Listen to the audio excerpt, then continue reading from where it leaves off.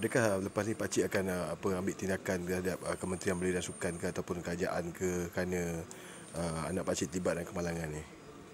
Masa ni rasa pakcik tak adalah kan. Dia nak buat kan dah ada punya apa nama kata orang?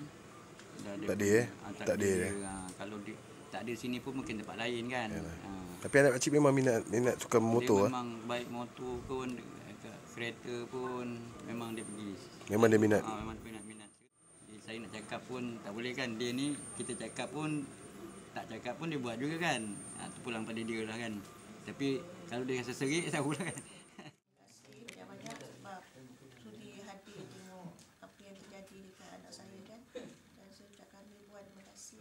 Lebih berat. Makcik, abang ataupun adik akan mengambil tindakan terhadap Kementerian Belia dan Sukan dan Kerajaan Malaysia atas kejadian yang berlaku malam tadi. Itu sebagai iktibar lah pada semua orang kan. Sebab kena ingat apa yang berlaku tu mungkin ada hikmahnya dan kita kena ingat apa yang terjadi tu mesti ada reaksi je lah daripada menteri ambil tindakan yang sepatutnya yang perlu dibuat.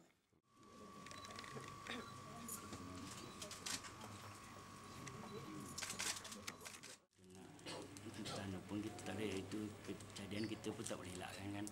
Dulu. Jadi bila keadaan macam ni kita serah kepada Allah Ta'ala lah. Jadi adakah Pak Dik akan menyalahkan pihak Kementerian Belia dan Sukan ataupun kerajaan? Kita pun tak boleh nak salahkan siapa-siapa. Jadi kita terima apa yang ada kan.